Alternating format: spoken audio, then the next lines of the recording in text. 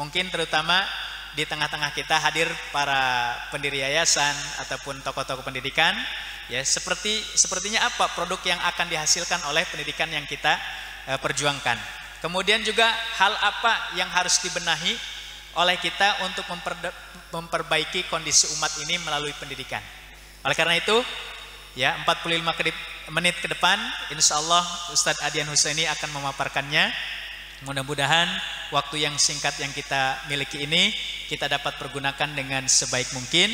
Nanti di sesi setelah pemaparan, insya Allah kita akan adakan tanya jawab. Untuk mengefisienkan waktu yang sempit ini, saya langsung sampaikan kepada Ustadz Adian untuk memaparkannya 40 menit ke depan. Tafadhol Ustadz. Bismillahirrahmanirrahim. Assalamualaikum warahmatullahi wabarakatuh. Alhamdulillah.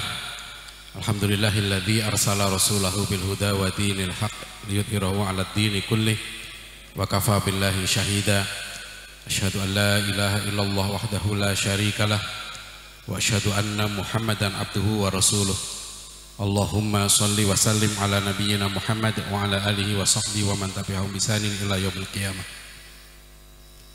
Hadirin rahimakumullah, Ustaz Husain yang saya hormati, Ustaz Dahlan, tadi ada Pak Dahlan, Pak, iya senior guru kita. Alhamdulillah, hadirin sekalian, saya bisa hadir di majelis yang mulia ini. Saya kira ini hari kedua saya ngisi kemarin Jumat saya ngisi khutbah di Telkom Jakarta. Ini hari kedua saya ngisi di luar pesantren. Ya biasanya pakai Zoom aja seminar atau apa, selama ini hampir 3 bulan ya. Ya santri-santri juga masih di rumah. Ya jadi terasa ya kita semua, saya menyebut bahwa corona ini dikirim oleh Allah untuk memaksa kita ya menyadari hakikat pendidikan dalam Islam. Ya, saya sudah mungkin 2-3 tahun yang lalu saya mengadakan pelatihan di beberapa kota, kiat menjadi guru keluarga, menyiapkan generasi pejuang. Ini sudah, jadi saya melihat kondisi pendidikan kita sekarang ini, jalan yang paling tepat ya adalah mendidik para orang tua menjadi guru. Dan menjadi guru itu dia menjadi manajer bagi anaknya. Ya, saya sudah kampanye ini, saya adakan pelatihan pernah di Jakarta, di Malang, di Solo, di Makassar gitu ya. Bagaimana seharusnya orang tua bisa menjadi guru. Ya, sekarang ini ada kekeliruan kalau orang bicara pendidikan, yang muncul di kepala itu adalah sekolah. Yang muncul di kepala banyak orang itu adalah universitas. Ya, kadang-kadang pesantren, sehingga ketika Allah perintahkan ku anfusakum wa ahlikum naro, jaga dirimu dan keluargamu dari api neraka, khitab itu kepada orang tua ya, bukan kepada pondok, bukan kepada bukan kepada sekolah ya. Sampai berulang kali saya menulis artikel tentang bahaya penyakit sekolahisme ya, sekolahisme. Jadi orang menganggap pendidikan itu sama dengan sekolah. Maka tadi di CV saya tidak menulis riwayat pendidikan, riwayat sekolah formal. Ya, karena ini kekeliruan yang sangat serius. Bahkan di zaman Belanda saja kita gunakan 2 istilah. Ada istilah opvoeding, ada istilah onderwijs. Jadi opvoeding itu pendidikan, onderwijs itu pengajaran. Waktu kita merdeka pertama, kementerian kita namanya Kementerian Pengajaran, bukan pendidikan. Karena waktu itu para tokoh pendidikan sudah paham bahwa sekolah memang bukan tempat mendidik. Ya, menteri waktu itu ngurusi sekolah, transfer of knowledge saja. Ya, mendidik itu lain. Makanya ketika Ki Hajar Dewantara buat sekolah tahun 1922, ya, dia kritik keras dari 7 poin pidato Ki Hajar itu, hampir 3 atau 4 poin itu mengkritik sistem pendidikan kolonial Belanda yang hanya mendidik bangsa kita menjadi buruh, ya, tergantung sama kolonial. Itu sudah dipidatokan Ki Hajar Dewantara tahun 1922 bahwa sistem pendidikan kolonial Barat ini itu hanya membuat bangsa kita bergantung kepada barat, menjadi buruh. Ya, maka Ki Hajar Dewantara membuat sistem pendidikan yang berbeda dengan kolonial. Dia bagi pendidikan dia menjadi 4 jenjang. Taman Indria, Taman Muda, Taman Dewasa, Taman Pamong. Bagi Ki Hajar pendidikan tertinggi itu Taman Pamong, Taman Guru. Sama dengan para ulama kita. Kenapa para ulama kita membuat Kuliatul Muallimin? Karena dulu semua cita-citanya menjadi guru, dan guru itu dulu pendidikan yang paling bergengsi. Sampai tahun 60-an anak-anak SMP kita yang pintar dulu, dia ngambil SGA, sekolah guru atas. Kalau dia nggak diterima di SGA, baru dia ngambil SMA terbaik. Jadi dulu dari SGA masuk FKIP. Masuk FKIP lebih susah daripada masuk ITB zaman itu. Maka tahun 70-an kita melahirkan guru-guru yang hebat. Guru-guru itulah yang kemudian dibawa ke Malaysia. Itu yang mendidik Anwar Ibrahim, yang mendidik Malaysia itu guru-guru kita dulu. Kalau saya ketemu pejabat Malaysia itu, mereka akan cerita, guru matematika saya dulu orang Indonesia. Dulu makanya kalau orang jadi guru itu bangganya luar biasa. Ya, sehingga dulu Belanda pun mengkristenkan orang Indonesia dengan sekolah guru. Nah, itu yang dibikin oleh tokoh-tokoh. Kenapa bikin mu'allimin, Kuliatul Mu'allimin? Karena dulu menjadi mu'allim, menjadi guru itu hebat. Ya, Pak Natsir itu dapat kesempatan kuliah di Belanda setelah lulus SMA Belanda. Itu luar biasa zaman itu. Ada anak pribumi dapat kesempatan kuliah hukum dan ekonomi seperti Pak Nasir. Ya. Tapi Pak Nasir tidak diambil. Beliau memilih terjun sebagai guru tanpa dibayar di Mulo, di SMP Belanda itu. Ya, dan beliau langsung berguru ya kepada 3 tokoh yang hebat. 1 kepada Ahasan, ya, 2 kepada Syekh Surkati, dan 3 kepada Haji Agus Salim. Nanti ini yang saya ingin elaborasi. Mengapa kita sudah punya sebetulnya model pendidikan yang hebat. Jadi hadirin rahimakumullah, ini yang saya mau sebutkan, corona ini memaksa kita sekarang ini untuk kita menyadari hakikat pendidikan kita. Ya, karena seharusnya yang bisa menjadi manajer bagi anaknya, supaya anaknya itu ya nanti menjadi orang yang bermanfaat. Karena Rasulullah mengingatkan khairun nas anfa'uhum linnas. Dan saya banyak sekali menyaksikan gitu ya, orang tua yang bahkan yang doktor pun, yang profesor pun, yang kiai kadang-kadang nggak ngerti gimana didik anaknya. Ya, saya kadang-kadang dia serahkan anaknya pada mekanisme pendidikan yang sekarang. Kalau mekanisme sekarang diikuti, ya konsep pendidikan kita nasional kita adalah memang mendidik anak menjadi buruh. Kan memang kalau kita bikin prodi di tingkat perguruan tinggi, yang diwajibkan oleh kita nggak akan dikasih izin kalau kita tidak menyebutkan lulusannya kerjanya di mana. Ya, waktu seminar terakhir di Kementerian Agama, waktu banyak rektor yang hadir di beberapa hari sebelum Pak Lukman Hakim lengser itu ya berakhir jabatannya, saya sampaikan ya kenapa di perguruan tinggi kita itu tidak ada program studi atau jurusan ya sarjana istri soleha. Ya. Jadi kenapa di sana nggak ada? Jadi kenapa pendidikan kita dari TK sampai S3 itu tidak ada kurikulum bagaimana menjadi orang tua yang baik? Yang ada bagaimana menjadi buruh yang baik. Ya. Kenapa begitu? Memang settingnya begitu. Itu bukan hanya kita, bahkan mentor Presiden Bill Clinton namanya Profesor Carroll Quigley. Ya, itu menulis satu buku tebal judulnya Tragedy and Hope. Nah, itu di makalah saya tulis tuh. Saya dapat hadiah itu dari seorang sahabat di Malaysia, seorang ahli ekonomi internasional dia. Karena buku itu harganya mahal, mungkin di atas 1 juta. Ya, 1340 halaman lebih. Ya, saya oleh Profesor Muhammad Nur, kalau saya baca semua jelas capek bahasa Inggris lagi gitu kan. Saya cuma baca kesimpulannya aja kata Profesor Watt. Ada kesimpulan buku itu yang sangat penting. Jadi Profesor Carroll Quigley ini ahli sejarah Amerika. Ya, dia mentornya Presiden Bill Clinton. Buku itu ada endorsement dari Presiden Clinton. Jadi Profesor Quigley ini mengatakan begini, kami masyarakat barat, bangsa barat ini telah memimpin dunia ratusan tahun, telah meraih banyak kemajuan ya di bidang sains, teknologi, kesehatan dan sebagainya. Bahkan dia bilang we may in the near future ya postpone senility and death, dia bilang sampai mungkin dalam waktu dekat kami mampu untuk menunda kepikunan dan kematian. Nah, tapi yang penting ini kata-kata berikutnya dari bukunya itu. Ya, tetapi dia bilang apa? Some things we clearly do not yet know. Ya, sesuatu yang kami betul-betul tidak paham. Jadi dia bilang sesuatu yang kami benar-benar gak ngerti sampai sekarang ini. And the most important of all, dan yang paling penting dari semua yang kami gak paham itu, ya kata dia apa? How to bring up children, ya, to form them into mature and responsible adult.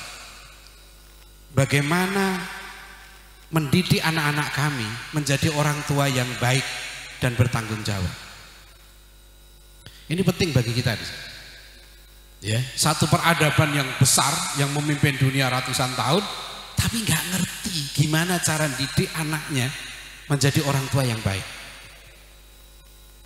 Tentu sangat ironi kan kalau kemudian justru ya konsep pendidikan barat kapitalistik yang memang diarahkan ya mengarahkan masyarakatnya, malah seorang filosof Spanyol namanya Jose Ortega itu mengatakan masyarakat modern kami sekarang ini dididik menjadi a new barbarian, menjadi orang uncivilized people, jadi masyarakat yang tidak beradab, yang baru. Jadi mereka dilatih seperti binatang. Jadi hanya disuruh kerja, makan gitu ya. Dan mereka tidak ngerti sejarahnya, nggak ngerti hidupnya untuk apa, nggak ngerti mau kemana. Sekarang lihat kondisi kita. Ya, saya tanya anak-anak kita yang di Singapura, mahasiswa kita yang pinter-pinter. Kalau saya tanya sederhana saja, kamu mau kemana setelah lulus? Ya, bahkan yang menyedihkan sampai sekarang. Sekarang pilihan SMNPTN, SBMPTN ini, ya itu pun orang tua saya tanya banyak gak ngerti. Anak kamu saya tanya mau pilih jurusan apa? Ya jurusan ini. Kenapa dia pilih itu? Jadi kenapa sekarang kalau ada prodi yang masuknya saja yang swasta, ya jurusan seperti Fakultas Kedokteran di Jakarta, yang swasta itu sudah ada uang masuk sekarang sekitar 600 juta. Uang masuknya. Dan itu tidak aneh karena sekarang SMA Islam saja ada uang masuknya sudah 150 juta. Saya ngisi di SMA ini dan wali muridnya tidak keberatan bayar 150 juta itu. Ada SMP di Serpong yang uang masuknya 135 juta. Uang sebulannya 8 juta. Uang bulanannya 8 juta. Itu SMP. Ya. Tapi masih di bawah Darul Fikri. Jadi maksud saya ada loh orang Islam gitu ya, yang banyak, bukan hanya ada, banyak yang mau nyekolahkan anaknya tingkat SMP bayar 135 juta, bulanannya 8 juta. Ada itu, banyak itu. Ini uniknya. Ya. Nah, ini saya mau kembali ke sana. Jadi sekarang ya, kita mau pendidikan itu mau dibawa kemana? Ya. Jadi makanya saya lihat ini problem utamanya di orang tua. Orang tua gak ngerti. Bahkan saya tanya, anak kamu pilih jurusan apa? Kenapa harus pilih itu? Dasarnya apa? Ya. Jadi bertahun-tahun, alhamdulillah saya sempat menguji disertasi doktor pendidikan itu 230-an. Ya. Kemudian sempat riset tentang konsep pendidikan Islam dan adab terutama nanti. Itu ada berapa tahun, alhamdulillah sekarang udah banyak mahasiswa yang menulis disertasi tentang konsep pendidikan berbasis adab. Terakhir Dr. Syarif Hidayat dari Persis Bandung tuh nulis konsep pendidikan Islam berbasis adab dari Ahasan, gurunya Pak Nasir. Jadi rahmatullah ya, saya nanti mau cerita. Sebetulnya kesimpulan saya sampai sekarang akhirnya begini. Kita itu sudah punya model baku pendidikan. Dan model itu abadi. Dan model itu sangat ideal. Dan model pendidikan itu namanya model pola itu sudah diterapkan mulai di zaman Nabi, sahabat, para ulama sampai nanti melahirkan generasi 45. Jadi kalau dengan lihat ya, kita jajarkan deh generasi 45 yang nanti berhasil memproklamasikan kemerdekaan kita dan mempertahankan kemerdekaan kita dari serangan sekutu. Itu jangan dianggap remeh. Yang datang ke negeri kita tahun 45 itu pemenang perang dunia kedua. Sekutu itu pemenang perang dunia kedua. Dan luar biasa di situ. Kita lihat ya, jajaran generasi 45 itu siapa? Kiai Haji Hasyim Asy'ari, Kiai Haji Ahmad Dahlan. Ya, di Muhammadiyah ada Ki Bagus Hadikusumo, Kasman Singodimedjo, Hamka, Natsir. Muhammad Natsir gurunya siapa? Hasan, Haji Agus Salim, Syekh Surkati, Ahmad Surkati dari Sudan. Ya. Sampai lihat ya, saya ada dari rektornya STID Muhammad Nasir itu Dr. Dwi sekarang kan. Itu kan disertasi doktornya tentang konsep pendidikan ulama Ustadz E. Abdurrahman. Saya Abdurrahman itu murid Hasan.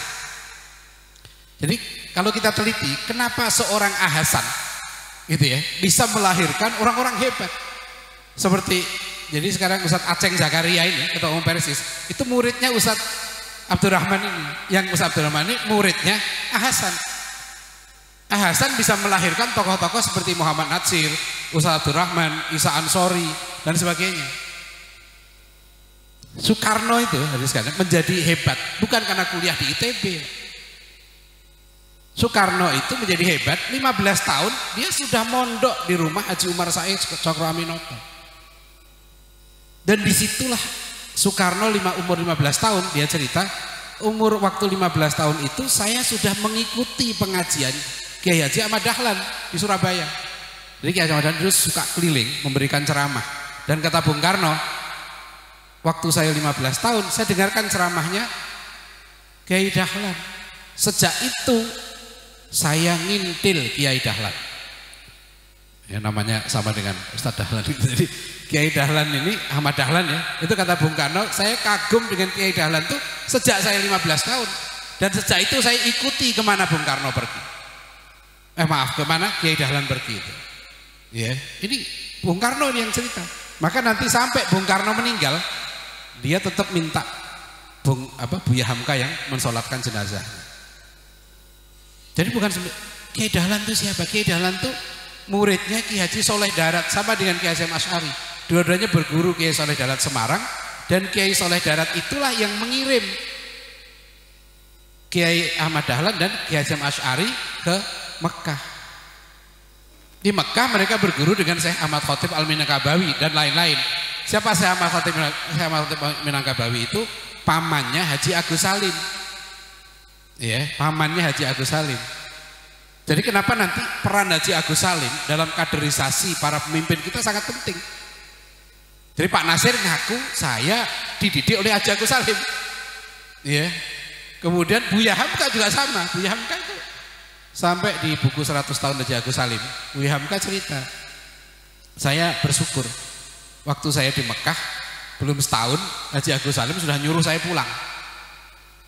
Kata Haji Agus Salim begini, kamu 20 tahun di Mekah, nanti kamu pulang ke Indonesia, kamu jadi tukang doa.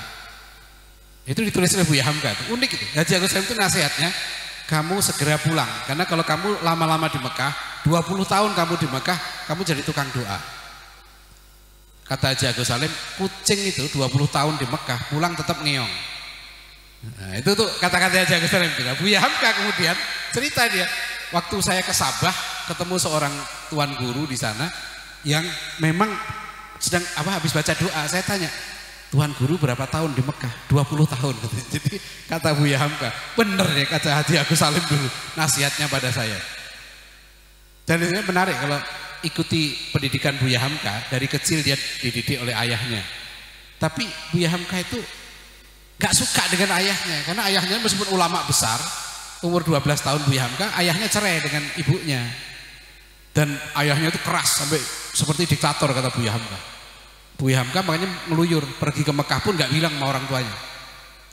Nah, saya teliti kenapa Buya Hamka berubah dari orang yang nggak tertarik dengan agama, bahkan senangnya Buya Hamka itu nonton film. Ya waktu itu. Kapan dia berubah? Ternyata Buya Hamka itu berubah umur 16 tahun. Ketika dia merantau ke Jawa umur 16 tahun, nginep di Jogja di rumah saudaranya. Waktu itulah Buya Hamka berguru kepada Cokro Aminoto. Sampai umurnya di aku 18 tahun, padahal Buya Hamka sebetulnya masih 16 tahun. Jadi beliau berguru pada Cokro Aminoto, ikut kajian tafsirnya Ki Bagus Hadikusumo, Ketua Muhammadiyah, dan belajar sosiologi dengan Suryo Pranoto. Kemudian Buya Hamka setahun ikut kakak iparnya Buya A.R. Sultan Mansur di Pekalongan. Nah, kakak iparnya ini yang hebat, seorang mujahid, seorang ideolog. Itulah yang membentuk pribadinya Buya Hamka. Jadi ada sekalian, makanya saya jangan menganggap tokoh-tokoh kita ini otodidak, enggak. Semua tokoh kita yang menjadi pemimpin-pemimpin itu memang dididik langsung oleh orang-orang hebat. Mereka bukan lahir dari perguruan tinggi, lulusan, enggak begitu. Ya. Pak Nasir itu cerita begini, bagaimana cara Haji Agus Salim itu mendidik kami. Waktu itu Pak Nasir itu luar biasa, beliau berpikir out of the box. Sampai Hasan aja, Tuan Hasan itu heran, kok Nasir ini dapat tawaran beasiswa kuliah hukum, ya waktu itu menjadi Mister in the Rechten, sarjana hukum, itu luar biasa tingginya kan di zaman Belanda itu. Pak Nasir dapat kesempatan itu, nggak diambil. Yang paling berat kata Pak Nasir, saya harus meyakinkan orang tua saya bahwa saya memilih untuk terjun langsung memecahkan masalah umat. Beliau langsung aktif di Jong Islami Tenbon, dan istilah beliau langsung mengajar di SMP tanpa dibayar. Ya.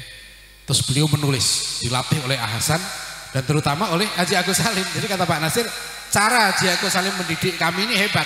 Kalau kami datang ke rumahnya bawa masalah gitu ya, Haji Agus Salim itu gimana jalan keluarnya, nggak menjawab masalah kami itu, pertanyaan kami enggak.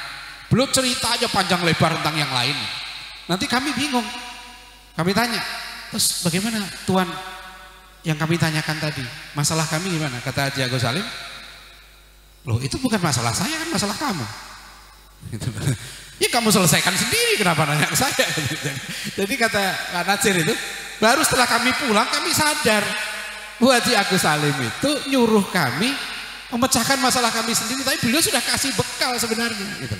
Beliau sudah kasih petunjuk bahwa masalah kamu itu ini, tapi nggak mau, itu kamu yang harus ngambil masalah, bukan saya. Itu yang beliau sampaikan. Ya, saya pernah bawa mahasiswa saya ke rumah cucu Haji Agus Salim, banyak dapat cerita yang sangat menarik. Ya, karena Haji Agus Salim ini memang manusia langka. Umur 20 tahun diangkat sebagai pegawai konsul Belanda di Jeddah. Waktu itu nggak ada orang pribumi umur 20 tahun dipercaya oleh Belanda ya sebagai konsul, pegawai konsul, nggak ada. Dan Haji Agus Salim di situ belajar sama ulama-ulama di Mekah selama 5 tahun. Maka nanti Bung Karno pun sangat salut. Ya. Bahkan ada seorang pejuang gitu. Kenapa dia nggak ditangkap? Ya, alasan Bung Karno, ya karena kamu mantunya Agus Salim. Gitu. Kamu itu banyak tokoh-tokoh Masyumi ditangkapi sama Bung Karno. Akhirnya saya mau cerita begini. Ternyata sekarang model pendidikan itu sudah baku. Apa itu modelnya? Model pendidikan yang saya maksud bahasa adab itu yang dirumuskan Umar bin Khattab radhiyallahu anhu. Yang beliau katakan ta'addabu tsumma ta'allam. Beradablah kamu, kemudian berilmulah kamu. Itu sama di tafsir Ibnu Katsir, Ali bin Abi Thalib menjelaskan maknaku anfusakum wa ahlikum naro juga begitu. Adibuhum wa allimuhum. Ya. Ini alhamdulillah kami sekarang ada asosiasi perguruan tinggi Islam berbasis akhlak mulia. Ya, karena Ibnu Qayyim Al-Jauziyah mengartikan adab itu istiqmalul khuluqil jamil. Sama dengan Ibnu Hajar Al-Asqalani. Ya, jadi adab itu realisasi dari akhlakul karimah. Maka boleh digunakan adab atau akhlak. Ya, saya pernah ngisi seluruh kepala sekolah SMP SMA Al-Azhar se-Indonesia. waktu raker karena Al-Azhar se-Indonesia sekarang jargonnya kan beradab dan berkualitas. Semua itu sama. Ya, mereka sudah pakai istilah beradab. Jadi saya minta udah berapa kali pertemuan gitu ya. Harus kalau sudah pakai istilah beradab harus jelas apa konsep adabnya, aplikasinya seperti apa. Dan alhamdulillah sekarang sudah ada 48 kampus ya. Ini hikmah corona juga. Ya, kami udah seminar berkali-kali. Sekarang udah asosiasi sampai operasional. Ya, kita akan sudah dimasukkan, udah ada di berita di Republika juga. Namanya asosiasi kampus berbasis akhlak mulia. Ya, sebagian besar bentuknya ma'had ali, non formal. Karena saya nanti lebih memilih pendidikan yang non formal. Non formal ini leluasa. Ya, risikonya memang banyak orang tua sekarang belum paham. Ya. Jadi banyak sekarang orang tua itu masih berpikir bahwa tujuan pendidikan itu dari TK, SD, SMP, SMA itu bagaimana anaknya bisa diterima kuliah di perguruan tinggi favorit. Nah itu masih begitu. Mau di pesantren, mau di sekolah Islam, hampir semua yang saya kunjungi ya. Sehingga teman-teman yang membuat perguruan tinggi Islam sekarang ini itu gak dipercaya. Bukan oleh orang lain, oleh pengurusnya sendiri, oleh dosennya sendiri, dan juga oleh murid SMA-nya sendiri. Ya, ada satu pesantren besar di Surabaya punya TK sampai perguruan tinggi. Ya, begitu saya masuk langsung ada tulisan spanduk besar. Ya, alumni SMA ini yang diterima di perguruan tinggi negeri. Fotonya disebutkan. Terus saya bilang ke pimpinan pesantren itu, kan kita punya perguruan tinggi di sini. Kok antum nggak pasang spanduk? Jadi perguruan anak-anak SMA kita yang pinter-pinter itu maunya kuliahnya di kampus negeri. Nah kalau nggak diterima, ya di mana-mana baru, ya cari kampus Islam, ya terus minta gratis. Itu biasa. Ya, jadi saya tanya teman, antum kan bikin kampus, iya. Terus anak antum sendiri kuliah di mana? Ke Madinah. Nah, terus antum buat kampus buat siapa? Saya bilang kalau setiap anak kita yang pinter, kita maunya kirim ke Madinah, mau ke Mesir. Saya bilang jatah Madinah itu berapa? Saya ada kawan akrab saya gitu ya. Pokoknya anaknya harus masuk Madinah, lulus Gontor, padahal di Gontornya Mumtaz. Udah diterima di Al-Azhar Kairo kayak anak saya nomor 2 gitu. Enggak diambil, pokoknya maunya ke Madinah. Saya udah bilangin, kamu mau ke Madinah mau ngambil apa? Hadis. Nah ini kadang-kadang teman-teman di Madinah ini nggak ngerti. Saya udah berapa kali dialog dengan mahasiswa di Madinah. Nah itu kalau sekarang ini di zaman sekarang disrupsi, udah nggak seperti dulu. Dulu orang nyari hadis itu tanya sama ahli hadis. Sekarang orang nyari hadis di Google. Iya kan? Nah sekarang apa yang harus dilakukan? Sudah harus berubah. Ya, mau yang kuliah di Madinah, mau di Al-Azhar, ya, saya udah tahu. Jadi sekarang ini ada Ustadz Usain, banyak yang saya diskusi. Yang lulusan Madinah, lulusan ITS, lulusan UI, ya, bahkan lulusan Inggris, Amerika itu sekarang kerjanya sama, jualan online. Saya tanya, kamu jualan apa? Jualan ini. Kamu jualan ini, sama. Gitu loh. Iya kan? Nah, kalau cara berpikir perguruan tinggi masih begini, ketinggalan. Itu yang saya tulis di buku saya, Perguruan Tinggi Ideal di Era Disrupsi. Sudah berubah. Cuma memang di Indonesia ini susah berubah. Baru sekarang corona ini baru sadar. Oh, kita sudah berubah sekarang ini. Ya, sudah berubah. Ya, sekarang ada sekalian perusahaan-perusahaan internasional itu sudah banyak yang menerima karyawan, sudah nggak ngelihat kamu lulusan mana, gelar kamu apa, nggak ditanya lagi. Sekarang yang ditanya kamu bisanya apa. Dan sekarang di era disrupsi sekarang, semua bermainnya ke YouTube, ke medsos. Ya. Apa yang terjadi? Ya? Ini pemerintah saya setuju. Ya, bahwa sekarang orang harus menguasai standar kompetensi 4C. Ya, satu namanya critical thinking, 2 creativity, ya, creativity ke inovasi, kemudian ketiga komunikasi, keempat kolaborasi. Nggak bisa seperti dulu. Saya sekarang mahasiswa saya ada 14 orang baru belum setahun ini. Itu saya wajibkan tiap hari menulis. Ya, bahkan santri-santri sekarang yang di rumah pun setiap hari kita minta bikin laporan. Ya lewat Zoom. Yang nggak bikin laporan kita keluarkan. Dia nggak bisa ikut ujian. Jadi tiap hari dia harus buat laporan kegiatan. Karena sekarang kalau nggak bisa nulis, ya nggak bisa komunikasi, apa yang mau dia lakukan? Dakwah di masa sekarang cuma dua, kamu bisa ngomong, ya kan? Atau kamu bisa nulis. Nah itu dua itu. Mau di tengah hutan, bahkan ada perkiraan 2045 sekalian, ya 2045 itu nanti tempat yang paling favorit 2045 nanti itu tempat yang paling terpencil. Ini sudah di ahli-ahli teknologi memperkirakan. Jadi ke depan ini katanya 2045 itu justru tempat yang paling terpencil, yang paling favorit. Karena semua nanti sudah bisa dilayani dengan sistem online. Nah, ini kita sudah harus. Saya udah bilang waktu talk show kemarin di Masjid UGM, karena Zoom semua tuh, di UNJ. Kalau mau bertahan di era sekarang ini, ubah kampus jadi pesantren. Saya tulis di Hidayatullah, judul artikel saya, nyantri atau mati. Ke rektor saya udah saya bilang di UIK, antum segera pindah ke kampus. Menurut saya, kalau mau selamat kampus kita ini. Di Amerika ini kan sudah diperkirakan beberapa tahun lagi 30% kampus kolaps. Karena apa sekarang? Semua sudah bisa, bahkan sudah sekarang di Indonesia sudah mulai. Kalau bimbel sekarang ada ruang guru. Sekarang universitas sudah ada yang merancang, sedang sekarang ini universitas virtual. Paling yang dosen yang bisa dipakai hanya 30%. Itu pun dosen-dosen terbaik. Ya.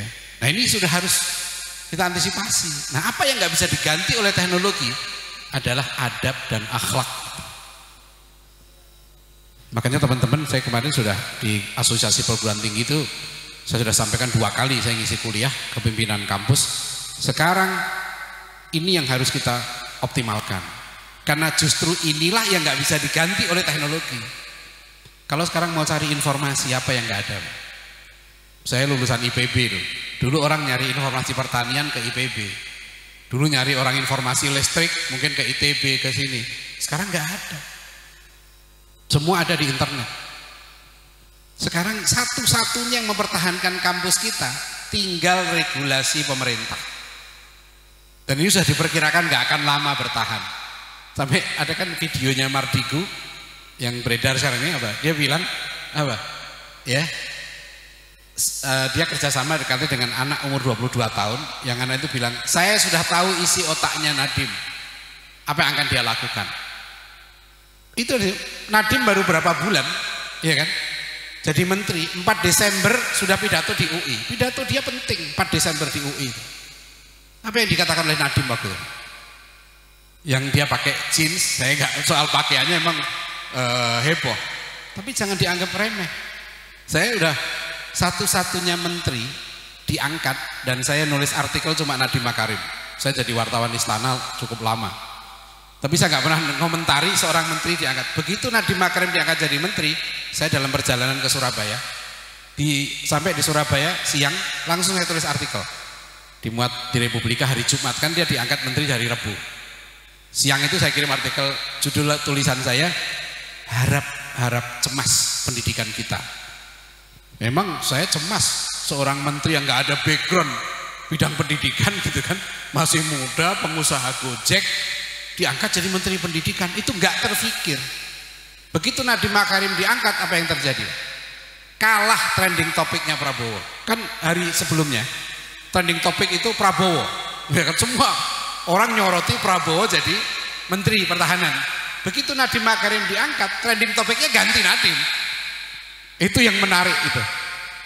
Saya udah perkirakan ini akan ada debirokratisasi. Ternyata benar, dia bikin kebijakan Merdeka Belajar. 4 Desember dia ngomong di UI, sekarang kita masuk satu era di mana gelar tidak menjamin kompetensi. Ya. Kedua dia bilang, kita masuk era di mana akreditasi tidak menjamin mutu. itu tamparan bagi kami yang saya 10 tahun memimpin program doktor pendidikan Islam. Yang paling pening itu soal akreditasi. Iya kan? Kita jujur aja, saya punya TK udah 20 tahun. Peningnya itu soal akreditasi. Iya kan? Bukan pening apa-apa, pening kadang-kadang kita ya banyak melakukan hal-hal yang apa ya? Iya, banyak istighfar lah kira-kira gitu ya. Jadi banyak istighfar lah. Jadi itu yang nah sekarang coba kebijakan kampus Merdeka apa? Gak perlu akreditasi kalau sudah dapat B kan gitu. Kecuali mau meningkatkan mutu nilainya. Yang kedua SKS, bukan lagi jam belajar tapi jam kegiatan. Yang ketiga, 3 semester terakhir itu mahasiswa disuruh untuk keluar dari prodi dan kampusnya. Itu kebijakan apa sih? Itu harus dilakukan. Karena kita sekarang sudah masuk zaman namanya disrupsi. Sudah tidak bisa linier. Ini sudah ditulis oleh IP, Akademi Ilmu Pengetahuan Indonesia tahun 2017. Ya, dia terbitkan buku Akademi Ilmu Pengetahuan Indonesia itu 2017 era disrupsi, tantangan dan peluang bagi perguruan tinggi. Di situ sudah dicontohkan. Mark Zuckerberg misalnya, itu dia bikin apa itu? Facebook ya, masukkan. Apa modalnya dia? Bukan dia jago IT saja. Dia sejak SMA sudah belajar filsafat. S1 dia ambil psikologi. Gitu. Baru dia ambil IT. Makanya Nadiem Makarim sebelum diangkat jadi menteri, kan dia sudah ngomong, videonya ada tuh kan. Untuk anak SMA di Indonesia cukup 4 hal. Dia harus belajar 4 hal ini dia bilang. 1 bahasa Inggris, 2 statistik, 3 psikologi, 4 coding. Kalau mau eksis di era sekarang. Makanya begitu dia jadi menteri, dia lakukan perubahan. Saya nggak bicara soal apa namanya baik buruk tidak setuju. Saya hanya melihat ini yang dilakukan oleh pemerintah. Bagi saya, apa yang saya sebagai praktisi pendidikan Islam, apa yang bisa kita lakukan di situ? Karena ini peluang besar. Jadi sekarang ini pemerintah itu nasibnya Pak, seperti Gojek. Gojek itu kan enggak. Gojek itu memang legal, ada aturannya, motor bisa jadi angkutan umum. Enggak ada itu. Iya kan? Gimana Grab itu enggak ada kir, enggak ada biaya apa namanya, macam-macam, iya kan? Saya tanya itu, kamu ini enggak kir, enggak ada. Mau dilarang kan, mau dilarang, siapa bisa melarang? Sekarang yang sekalian, dalam pendidikan saya udah keliling ke berbagai pesantren, saya sampaikan, antum sekarang menurut saya, ya kan, harus bikin universitas. Sekarang pondok kita, masjid kita ini, seperti misalnya Jogokarian, saya bilang, antum sekarang sudah bisa bikin universitas, Universitas Jogokarian. Apa skill yang dimiliki di situ? Itu yang nggak bisa dimiliki oleh yang lain, yaitu manajemen masjid. Jogokarian jago di situ. Jadi sekarang setiap orang ya, setiap lembaga harus punya keunggulannya apa. Dan sekarang udah harus semakin efisien. Nggak akan bertahan lama regulasi itu. Ini lihat videonya Mardiku itu. Dia sudah bilang nggak akan bertahan. Kampus kita sekarang hanya bertahan dengan regulasi. Masih cari gelar, masih cari birokrasinya panjang. Itu akan hilang semua. Karena akan semakin banyak lulusan S1, ya kan, yang nganggur. Semakin numpuk. Nggak relevan apa yang dipelajari di kampus. Jangankan di kita, ada S2 dari Utrecht Belanda datang ke pesantren saya. Dia sekarang setelah lulus S2 di Utrecht, dia mau kuliah di tempat saya, kuliah At-Taqwa College. Kemudian ada satu mahasiswa saya dari Kanada. Dia cuti 6 bulan, perempuan, ambil psikologi. Dia memang dari SD sudah di Amerika, di Kanada, tinggalnya di sana. Bahasa Indonesianya susah. Tapi karena orang tuanya pengen dia belajar pemikiran Islam, dia kirim. Baru 2 bulan udah ada kasus corona, udah terpaksa dipulangkan ke tempat kakeknya. Nah sekarang apa yang saya mau cerita di Utrecht Belanda tadi itu, dia cerita begini bahwa kami ini ya, saya waktu kami kuliah, begitu saya nulis tesis, apa yang saya pelajari di ruang kuliah itu sudah out of date, sudah ketinggalan. Ya. Ini harus kita paham. Nah, sampai waktunya habis. Jadi saya mau cerita aja model pendidikan kita seperti apa sebenarnya yang saya katakan sudah baku tadi. Adab ilmu, semua ulama kita itu dengan model pendidikan ini lahir generasi sahabat Nabi. Generasi sahabat ini luar biasa ya, yang dalam surat Al-Anfal 60, maaf Al-Anfal 65 66 lah ya. Ya ayuhan nabi kharridil mu'mina al qital iyyakum minkum isruna sabiruna yaghlibu mi'atain wa iyyakum minkum mi'ah yaghlibu alfan minal ladzina kafaru fa innahum qaumun la yafqahun. Jadi Rasulullah disuruh mendidik para sahabat menjadi manusia-manusia yang kekuatannya 10 kali lipatnya orang kafir, selemah-lemahnya 2 kali lipatnya. Dan itu bukan khayalan, itu terbukti. Hanya 5 tahun setelah Rasulullah SAW wafat, beliau wafat 632 Masehi. 5 tahun kemudian 636 Masehi, ya, umat Islam sudah menaklukkan Yerusalem, mengalahkan Romawi dalam perang Yarmuk, yang jumlah pasukan Romawi berkali-kali lipatnya, ya, fluktuatif, ada 4-5 kalinya. Romawi itu bangsa petarung, bangsa yang hobinya perang. Ya, saya lihat videonya Ustadz Budi Azhari, dia bilang katanya Khalid bin Walid sebagai panglima perang waktu itu menghadapi ratusan ribu pasukan Romawi. Dia bilang begini, di mata saya orang-orang Romawi ini seperti lalat. Coba mentalnya kayak apa? Gimana Rasulullah mendidik sahabatnya yang waktu itu orang Romawi kaget karena mereka selama ini nganggap enteng. Alah, bangsa Arab ini biasa, mereka preman. Dulu kalau orang Arab itu sukanya perampok, kan dikasih apa beres. Khalid ditawari kan, kamu kalau mau udah kasih sekian-sekian pulanglah ke sana. Kan Khalid bin Walid jawab, kami ini dengar, kami ini bangsa peminum darah, dan kami dengar darahnya orang Romawi itu lezat, kata Khalid bin Walid. Itu dialog itu menarik. Jadi saya lihat mentalnya orang Islam waktu itu, ngadepin bangsa Romawi yang paling top jagoan perangnya, nggak gentar. Ini kan bangsa Arab, orang kampung gitu, pasukannya aja nggak pakai seragam. Itu bayangkan aja waktu itu mereka baru keluar dari kampung gitu kan, ya, apa namanya ya, kalau kita kayak pencinta alam lah kali gitu ya. Tapi ngadepi Romawi yang jumlahnya berkali lipat, senjatanya jauh lebih lengkap, dan menang. Dan nanti yang lebih dahsyat lagi, kata Karen Armstrong, Umar bin Khattab datang ke Yerusalem kan itu. Apa yang dilakukan Umar itu nggak pernah dilakukan pemimpin sebelumnya. Di buku Karen Armstrong A History of Jerusalem, Karen Armstrong itu sampai terkagum-kagum. Nggak pernah ada pemimpin menaklukkan kota Yerusalem itu nggak bunuhi penduduknya, nggak bakari rumah, nggak ada. Sampai dibilang di bukunya itu, there was no killing.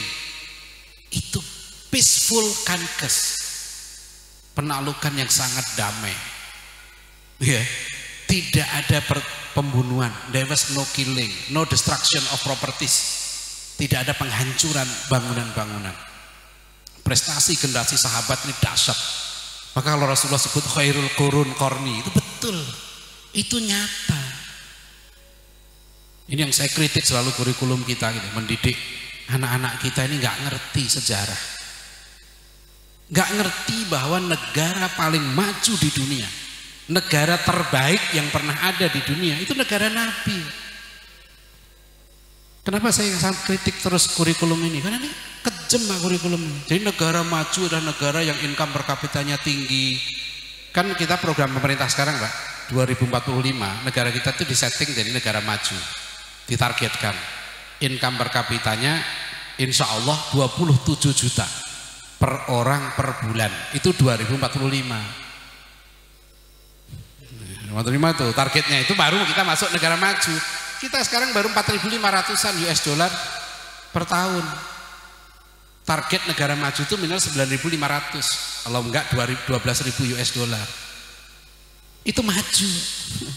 Saya sering bilang kalau teman anak-anak yang hafal Quran, saya tanya, kamu coba sebutkan negara maju mana?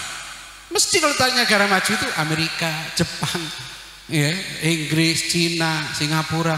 Saya bilang, kamu ngafal Quran, otak kamu Yahudi. Saya bilang. materialis. Yang maju itu apanya? Dalam Quran itu walau anna ahlal qura amanu wattaqau la fatahna alaihim barakatim minas sama wal ardh. Beberapa hari yang lalu saya ngisi halal bihalal di Mahkamah Konstitusi. Ya dulu juga pernah waktu buka bersama, alhamdulillah ada ketuanya, hakim-hakimnya hadir kan lewat Zoom aja enak gitu. Jadi saya bilang ke hakim-hakim Mahkamah Konstitusi ini karena panggilannya harus yang mulia kalau di Mahkamah Konstitusi. Yang mulia gitu. Yang mulia dan hadirin sekalian, ini kita sudah masuk, konstitusi kita mengatakan iman, takwa, akhlak mulia. Coba pendidikannya mana realisasinya ya. Ini buku yang saya tulis ini, Pendidikan Islam Mewujudkan. Kenapa saya berani menulis judul ini, Pendidikan Islam Mewujudkan Generasi Gemilang dari 2045. Ini makalah yang saya sampaikan di MPR tahun 2017, Lembaga Pengkajian MPR. Saya sudah sampaikan di mana-mana ke lembaga pemerintah juga. Kalau bangsa Indonesia mau jadi bangsa besar 2045, kita ada 25 tahun lagi. Ini kesempatan emas bagi kita sekarang. Karena sekarang pemerintah juga menyiapkan generasi emas 2045. Saya sudah baca peta jalan roadmap pendidikan nasional 2020 sampai 2035. Pemerintah punya program membentuk namanya pelajar Pancasila. Salah satu kriteria pelajar Pancasila adalah berakhlak mulia. Tapi nggak ada beriman, bertakwa, nggak ada. Ya bisa juga sih kalau pakai hadis akmalul mu'mina imanan ahsanuhum khuluqa, bisa. Cuma definisi akhlak ini saya udah berapa kali pernah ngisi kuliah di fraksi PKS di MPR ya. Itu juga saya sampaikan kalau soal akhlak menurut saya pemerintah mohon jangan campur tangan. Ini urusan agama. Saya udah sampaikan ke MPR waktu seminar di Semarang, sampaikan. Sekarang pemerintah bikin konsep akhlak disebut karakter Pancasila. Saya bilang ini mengulang lagi kegagalan P4. Karena wilayah akhlak, wilayah moral itu wilayah kita. Jadi kemarin ada Kongres Pancasila itu yang isi ada profesor Pak Gatot lewat Zoom juga. Saya nyampaikan itu juga pesan saya ingatkan. Ini ada hasil Munas Alim Ulama NU tahun 83 yang menekankan bahwa mengamalkan Pancasila bagi orang Islam itu adalah mengamalkan syariat Islam. Itu ada munasnya itu Alim Ulama NU. Ketuhanan yang Maha Esa maknanya tauhid dalam ajaran Islam. Para ulama sudah menegaskan itu. Cuma saya bilang ini nggak pernah diajarkan di sekolah-sekolah. Ya, bahwa ketuhanan yang Maha Esa itu maknanya tauhid dalam ajaran Islam. Loh, orang lain menafsirkan urusan mereka kan. Ya, kita orang Islam bilang menafsirkan ketuhanan yang Maha Esa tauhid. Gitu. Baik saya kesana kemari. Nah, kembali ke model tadi saya. Jadi modelnya sudah bagus, adab ilmu.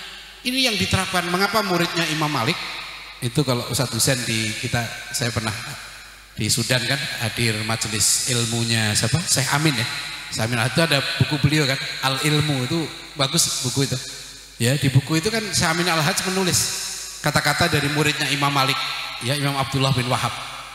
Beliau mengatakan ma ta'allamna min adabi malikin aktsaru mimma ta'allamna min ilmihi. Apa yang kami pelajari dari Imam Malik, kami lebih banyak belajar adab daripada ilmunya. Ya, itu Imam Syafi'i mengatakan aku mencari adab seperti seorang ibu yang mencari anak satu-satunya yang hilang. Abdullah ibn Mubarak itu tabi'in satu saja. Tabi'in atau tabi'in? Tabi'in ya. Oh, tabi'in ya. Nah, itu ulama besar. Beliau mengatakan kadal adabu yakunu thulutsaidin. Ya, porsinya adab dalam agama kita itu adalah 2/3-nya. Jadi sekarang ada beberapa disertasi doktor di tempat saya. Ada yang nulis disertasi doktornya Ibnu Jamaah. Kitab Ibnu Jamaah itu kitab adab yang terkenal. Tadhkiratus Sami' wal Mutakallim fi Adabil Alim wal Muta'allim. Ada pendidikan berbasis adabnya Syekh Al-Bugisi, Sulawesi Selatan. Itu mungkin kakek gurunya Ustadz Bahtiar Nasir beliau itu. Ya, Syekh Al-Bugisi. Syekh Al-Bugisi ini menarik. Dr. Ilham Kadir disertasinya tentang itu. Saking disiplinnya, beradabnya Syekh Al-Bugisi, ada santrinya yang makan sambil bercanda langsung dipulangkan. Ya, itu saya Al-Bugis itu. Makanya nanti beliau melahirkan ulama-ulama besar di Sulawesi Selatan itu, rata-rata ulama besar murid dari Syekh Al-Bugis ini. Jadi saya setelah meneliti ini luar biasa pendidikan kita dulu. Kenapa bisa melahirkan ulama-ulama besar, pejuang-pejuang, pemimpin umat? Memang pendidikannya benar. Nah, ini kesempatan kita. Kesempatan kita ada waktu 25 tahun untuk melahirkan generasi 2045. Jadi kalau sekarang jumlah kita banyak tapi kita kalah, kita nggak diperhatikan, centang perenang, pemimpin begini, harus jelas dari sekarang sudah harus dibuat kurikulum.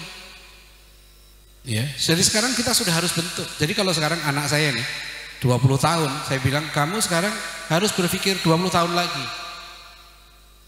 Dulu kami di Dewan Dakwah buat program kaderisasi 1000 ulama. Target saya waktu itu 17 tahun kaderisasi ulama setelah S1. Itu 7 tahun S2, S3 dan 10 tahun dia dididik di tengah masyarakat. Ulama itu harus di coaching, nggak bisa dibiarkan sendiri. Bahasa Pak Abdul Qadir Baraja, tokoh pendidikan Surabaya itu saya suka. Beliau bilang begini, petinju loh, jotos-jotosan ikut di manajeri. Masuk uang jadi ulama orang di manajeri. Jadi bahasa itu sederhana. Jadi sekarang ini gimana kita mau melahirkan pemimpin? Harus di coaching. Saya sekarang bilang sama anak saya begitu, anak saya nomor 5.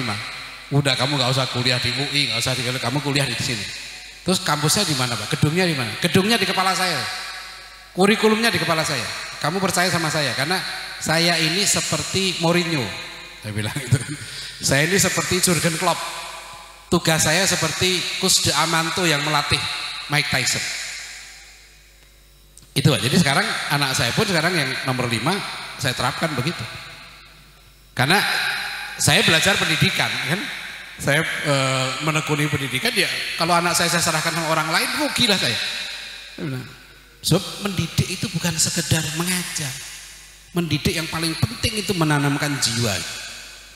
Ya, jiwa perjuangan, faham menyelesaikan masalah, ya. Itu harus dilatih. Itu yang saya baca dari kenapa Pak Nasir menjadi pemimpin, kenapa Bung Karno jadi pemimpin. Memang Bung Karno bergurunya sama Cumar Said Cokroaminoto yang memang orang hebat, dan beliau tinggal di rumah Cokroaminoto. Itu yang jadi kelemahan kita sekarang. Ya, saya kira begitu ya. Saya cerita kemana-mana aja, mudah-mudahan nanti silahkan dibaca di makalah itu. Kita punya kesempatan emas kan.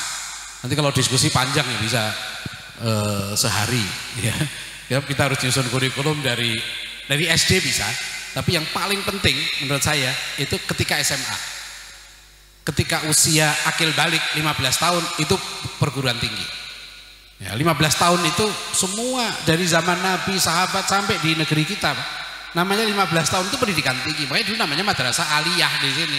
Madrasah aliyah itu pendidikan tinggi. Sekarang kita bingung membuat ada madrasah aliyah, ada al-mahad, al-ali. Kayak saya ngisi wisuda di Iskarima, saya tanya, kamu punya matik ya? Madrasah aliyah tahfizul Quran. Itu 4 tahun. Setelah itu dia bikin sekolah tinggi ilmu Al-Quran. Terus saya tanya, sekolah tinggi ilmu Al-Quran bahasa Arabnya apa? Dia bilang al-mahad, al-ali gitu kan. Jadi sama dong, antum bikin madrasah aliyah, mahad ali. Itu seminar di Gontor, ya, karena saya lulusan Gontor 2 orang. Jadi saya bilang di Fakultas Tarbiyah, antum sebetulnya lulusan Kuliatul Muallimin itu sudah S1. Ya. Dan saya sudah coba, alhamdulillah anak saya nomor 3 itu sekarang 19 tahun sudah selesai S1, 20 tahun dia sekarang S2 di UI sejarah, karena memang dia pendidikan sejarah kuliahnya. 15 tahun sudah kuliah. 15 tahun kuliah nggak pernah perempuan itu dari kuliah daftar sampai wisuda saya nggak pernah nganter. Dia sendiri ke kampus. Sekarang dia sudah jadi guru pesantren, ambil S2 sejarah dan malah wakil direktur bidang kurikulum di pesantren. Masih 20 tahun. Ya sudah S2-nya sudah semester 2 atau 3 sekarang. Bisa, insya Allah bisa. Anak saya yang lulusan sini muridnya Ustadz Husain, ya kan, nomor 4 itu waktu dari Sudan kan masuk UNS Solo desain interior itu 16 tahun. Jadi sekarang 19 tahun sudah semester 7. Ya, masuk semester 7 kan. Ya itu bisa, karena sebenarnya bukan itu soal umur ya. Artinya gini, dulu tradisi kita begitu Pak. Ya, tradisi dari zaman Rasulullah begitu. Dalam hadis sahih Imam Bukhari juga Rasulullah melarang Abdullah bin Umar ikut perang Uhud karena umurnya belum 15 tahun. 15 tahun itu kalau Komariah sekitar 14,5 tahun. Maka dulu orang-orang kita matang dewasa di usia 15 tahun. Kiai Imam Zarkasi, kata Pak Hamid ya, anak beliau, Kiai Imam Zarkasi itu mendirikan pesantren Gontor umur 16 tahun. Sentot Ali Basyah Prawira Dirja menjadi panglima perang di Ponorogo itu umur 21 tahun. Jadi bukan hanya Usamah bin Zaid jadi panglima perang umur 18 tahun, bukan hanya Muhammad Al-Fatih menaklukkan Konstantinopel umur 21 tahun atau 23 tahun. Banyak di negeri kita anak-anak belasan tahun dulu sudah hebat karena pendidikannya benar. Itu ya, begitu aja. Terima kasih. Assalamualaikum warahmatullahi wabarakatuh. Waalaikumsalam warahmatullahi wabarakatuh. Luar biasa sekali hadirin dan pemirsa dari Pikir TV yang dimuliakan Allah Subhanahu wa taala. Pemaparan dari guru kita terkait dengan pendidikan, konsep ataupun model pendidikan Islam yang seharusnya kita aplikasikan dalam kehidupan kita sehari-hari itu sudah diterapkan oleh para sahabat yang menjadi generasi terbaik setelah Nabi Shallallahu Alaihi Wasallam, di mana mereka memiliki konsep ta'addabu tsumma ta'allamu, beradab kemudian berilmu. Oleh karena itu, ya, saya barangkali bisa menyimpulkan apa yang disampaikan oleh guru kita, bahwa untuk menjadi atau mencetak generasi khairu ummah, maka kita harus menanamkan adab terlebih dahulu dalam proses pendidikan di lembaga-lembaga pendidikan yang kita miliki. Dan juga ada hal yang menarik untuk kita diskusikan lebih lanjut, bahwa pendidikan itu bukan hanya sekedar mentransfer ilmu, tapi juga menjadikan ya peserta didik kita menjadi orang-orang yang pejuang, kemudian dewasa ya. Dan juga terkait dengan pendidikan itu hendaknya kita sebagai para pendidik dapat juga mendidik orang tua kita agar mereka sebetulnya menjadi guru yang semestinya bagi anak-anaknya. Nah, ini mengambil konsep dari ayat ku anfusakum wa ahlikum naro. Mudah-mudahan kita semua yang menjadi pendidik, menjadi guru, juga bisa menjadi orang tua yang baik bagi anak-anak kita dan menghadirkan generasi-generasi pejuang, generasi yang beramar ma'ruf nahi mungkar. Sebelum kita menutup, ada beberapa hal atau ada beberapa saat akan menjadi sesi tanya jawab barangkali. Saya 3 kasih penanya saja. 1 Bapak, 2 dan 3. Baik, terima kasih. Silakan pertama terlebih dahulu kepada Bapak, perkenalkan nama dan asal instansi barangkali Pak.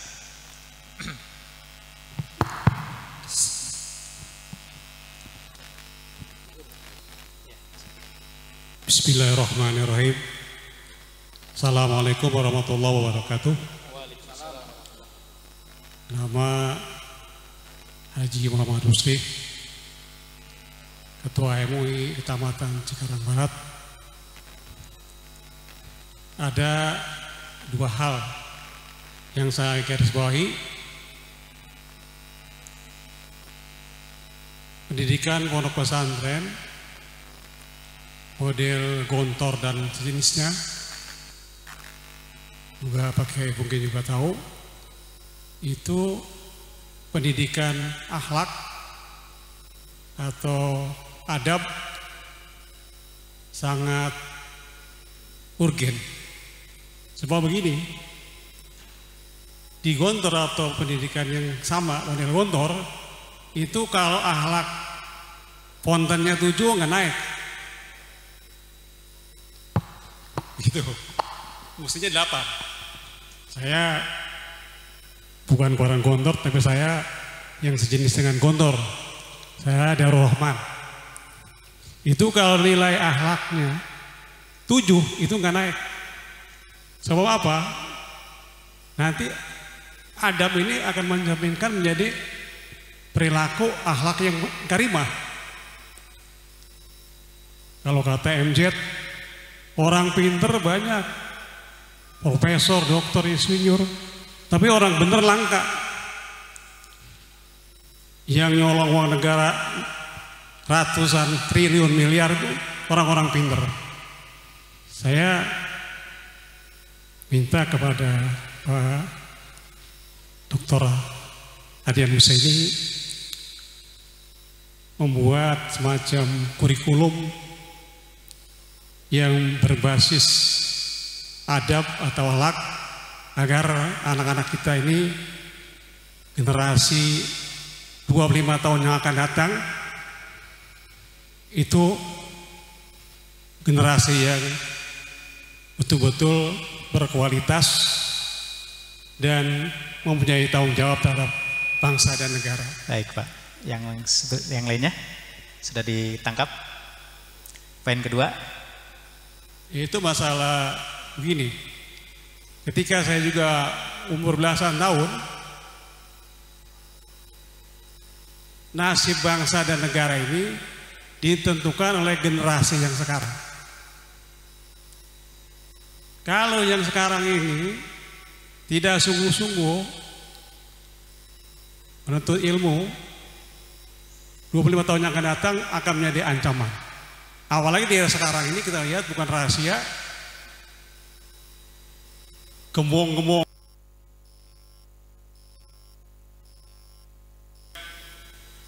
semacam iblis-iblis setan sangat bergantayangan. Ini kalau nggak kita lawan, maka 25 tahun yang akan datang Indonesia akan menjadi bangsa yang terpuruk. Sekian, assalamualaikum warahmatullahi wabarakatuh. Terima kasih Pak. Yang kedua, tadi siapa Pak? Ya silakan.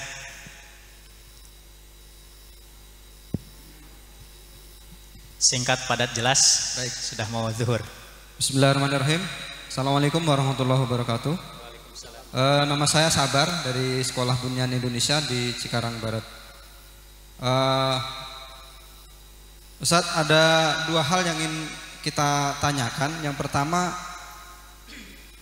berkaitan dengan 15 tahun dewasa gitu ya. Kalau dalam Islam memang kita tidak mengenal istilah remaja kalau nggak salah itu bentuknya. Nah, tapi di satu sisi memang tadi yang dokter sampaikan bahwa kita ada namanya masa aliyah gitu ya. Yang ini mau tidak mau setiap anak harus melewati masa ini kan ya, ketika kita bersinggungan pemerintah. Nah, bagaimana mensiasatinya lah gitu kurang lebih. Saya tertarik dengan statement Ustadz bahwa setiap masjid ataupun sekolah itu harus ada universitas gitu ya. Nah, kira-kira formulasi yang gambaran ringkasnya seperti apa untuk bisa mewujudkan ini? Di tengah tadi persaingan bahwa anak-anak sekarang itu memang ataupun orang tua gitu ya, inginnya dia ya kerja gitu ya. Ketika lulus dia mendapatkan pekerjaan yang layak lah, kurang lebih seperti itu. Terima kasih. Assalamualaikum warahmatullahi wabarakatuh. Waalaikumsalam. Ya, terakhir Pak. Terima kasih. Assalamualaikum warahmatullahi wabarakatuh. Waalaikumsalam. Selamat siang Pak Dr. Adian Husaini. Saya juga ingin bertanya dan memaparkan dua hal. Yang pertama itu dari materi yang tadi dibawa tidak jauh dengan kata adab. Bahkan sampai si moderator pun menyampaikan kesimpulan tentang masalah adab yang tadi Umar bin Khattab pun berkata, beradablah kamu barulah berilmu. Bahkan Imam Syafi'i pun mengatakan, aku ingin beradab seperti halnya seorang ibu mencari anak yang terbaik. Nah, dengan di era kurikulum yang sekarang, kebetulan istri saya juga seorang guru, saya juga sedang menjalani pendidikan keguruan, mengembalikan adab tersebut di era sekarang. Ya, dengan salah satunya contoh, sekarang sudah lebih lari ke HAM, lebih lari ke demokrasi. Ketika pas adab itu tidak ada di suatu instansi sekolah, baik dimanapun, di swasta maupun di negeri. Contohnya seperti hal kayak di pesantren dulu kan, ketika pas setor hafalan Nahwu Shoroh pun sama kiai ketika nggak hafal bahkan dipecut. sampai pakai rotan, bakal dipukul gitu. Dengan posisi yang sekarang tidak ada adab, bahkan banyak belajar dari Google, terus belajar kayak sekarang mungkin ada sosial media kayak Ruang Guru. Untuk mengembalikan adab tersebut tuh gimana dengan aturan pemerintah yang seperti ini, kembali ke kayak anak mau dididik sama si guru, sudah orang tuanya melapor ke polisi, jadi si guru serba salah gitu. Tantangan buat si gurunya, itu yang pertama. Yang kedua, mindset orang tua ketika pas posisinya sedang yang tadi diutarakan di pertanyaan yang kedua, orang tua ketika pas di usia 15 tahun bahkan sudah memasuki madrasah aliyah atau SMA, ditanya akan melanjutkan ke studi mana gitu, jurusan apa. Sedangkan posisinya si anak itu disugestikan sama orang tuanya, ketika pas masih sekolah, sekolahlah kamu biar pintar, supaya agar kamu nanti ketika kelak lulus akan menjadi orang yang bisa cepat mencari pekerjaan. Padahal sebenarnya pekerjaan ketika lulus sekolah itu tidak mesti harus kayak kerja di perusahaan, di kantor-kantor, bahkan yang tadi nggak mesti harus seperti itu kan untuk menjadi, karena gimana posisinya anak itu akan mempunyai pola pikir yang berbeda, sedangkan mindset yang dibangun sama orang tuanya pun ketika lulus harus bekerja gitu. Ya, terima kasih. Wassalamualaikum warahmatullahi wabarakatuh. Dengan Bapak Hendra. Ya, silakan Ustaz. Pertama dari ini waktunya mungkin sudah masuk zuhur ya. Saya singkat aja. Jadi begini Ustaz, kalau soal kurikulum, jadi kalau kita bicara pendidikan itu ada 4 yang harus kita perhatikan. Pertama tujuan, kedua kurikulum, ketiga program pendidikan, keempat evaluasi. Itu kalau nulis disertasi dokter bidang pendidikan, 4 ini kita cek.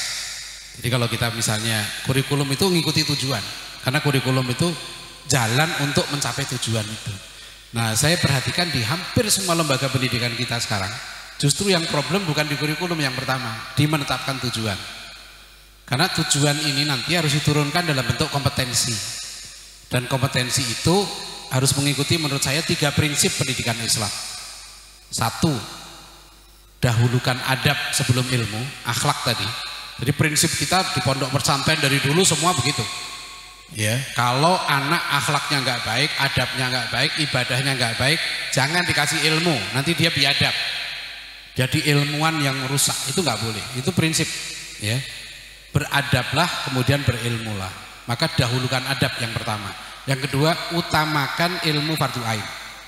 Itu prinsip kedua. Dalam pendidikan kita tidak boleh anak itu fardu ainnya nggak beres. Ya, sholatnya belum benar, toharohnya belum benar, ngajinya belum benar, dia dikasih ilmu-ilmu yang apalagi yang mubah dan sebagainya, itu harus diutamakan ilmu fardu ain. Karena ini tanggung jawab akhirat ini, tanggung jawab orang tua dan guru di sini. Yang ketiga, pilih ilmu fardu kifayah yang tepat dan bermanfaat. Nanti terutama untuk peringkat perguruan tinggi. Jadi jangan milih ilmu fardu kifayah karena gengsi atau karena materi. Ini yang keliru sekarang. Bahkan banyak sekarang orang tua nggak ngerti cara milih jurusan favorit. Dikira itu favorit, dikira itu menghasilkan banyak uang. Padahal jurusan yang dipilih itu profesi yang hampir punah sekarang ini. Itu dari segi praktis saja banyak orang tua sekarang nggak ngerti bahwa dunia sudah berubah. Ya, sudah tidak linier tapi multidisiplin. Itu nanti bisa ini. Jadi begitu. Kemudian yang tadi itu penting untuk, jadi begini, memang kalau saya pilih makanya non formal. Karena di kita ada 3 pilihan pendidikan dalam Sisdiknas kita. Bisa non formal, bisa semi formal, sekolah terbuka, atau bisa formal. Ini cara kiatnya tergantung. Nanti ini bicaranya agak teknis nih. Kalau sekolahnya formal, caranya begini ngakalinya. Kalau semi formal begini, lebih ringan. Kalau non formal lebih mudah. Cuma risikonya non formal nih biasanya orang tua belum banyak yang mau. Nah, tergantung. Sekarang ada beberapa sekolah yang milih formal dulu, di tengah jalan dia bikin yang non formal. Karena lebih fleksibel di situ. Apapun menurut saya itu kewajiban. 15 tahun itu sudah akil balik, sudah mukallaf. Ya, jadi anak harus dididik sebagai orang dewasa. Kalau yang diwajibkan pemerintah taruhlah yang formal kan kurikulumnya, kurikulum formalnya. Tapi kan kehidupan sehari-harinya bisa diatur. Ya, nah tadi termasuk bagaimana menanamkan adab. Harus ada laporan. Kalau misalnya sekarang santri saya meskipun di rumah, ya ada yang di Papua, ada yang di Kalimantan, tiap hari harus kirim laporan adab. Saya ada mahasiswa saya 14 orang, ada yang di Medan, ada yang di Pekanbaru, ada yang di Bandung, Semarang. Wajib tiap hari kirim laporan adab. Jadi yang saya minta dilaporkan kegiatan hariannya dia lewat WA aja. Sholat tahajud, tadarus 1 juz, sholat duha, jamaah 5 waktu,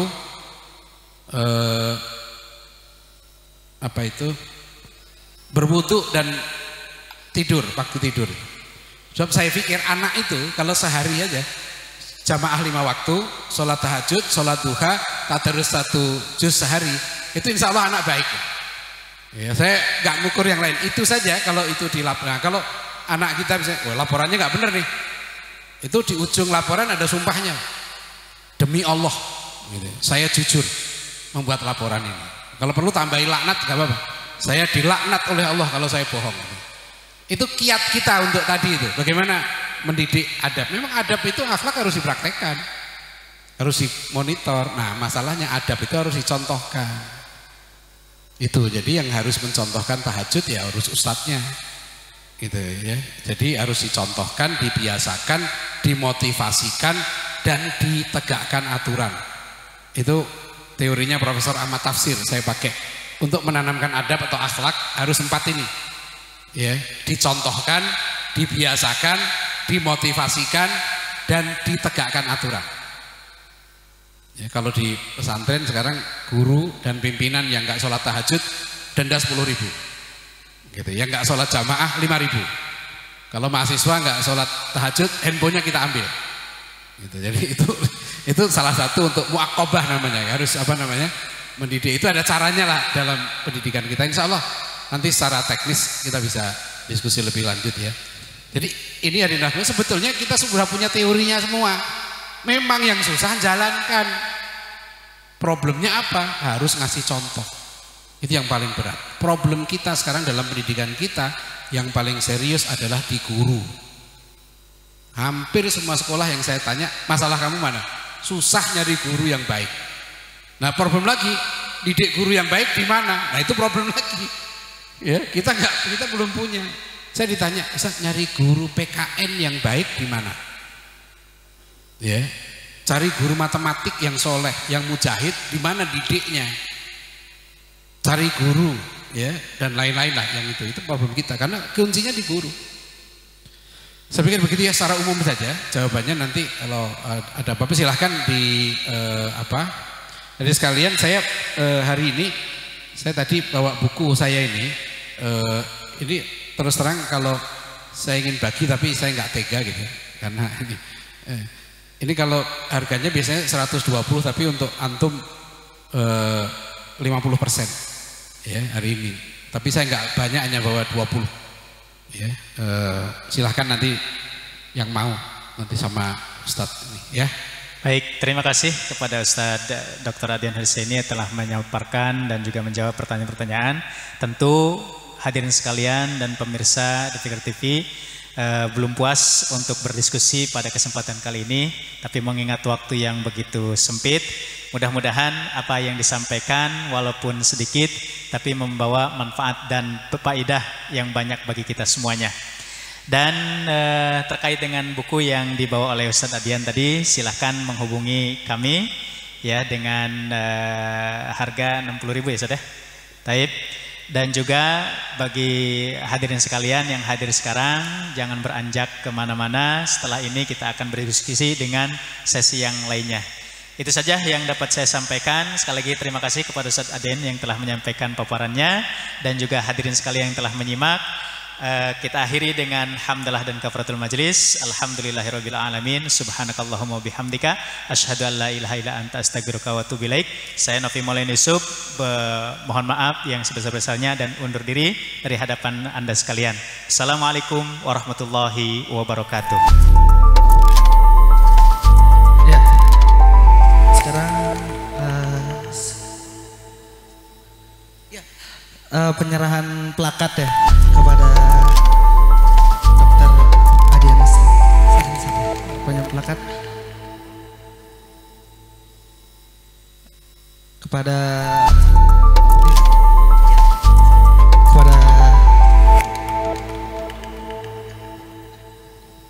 Kiai Haji Ahmad Dahlan, dipersilahkan.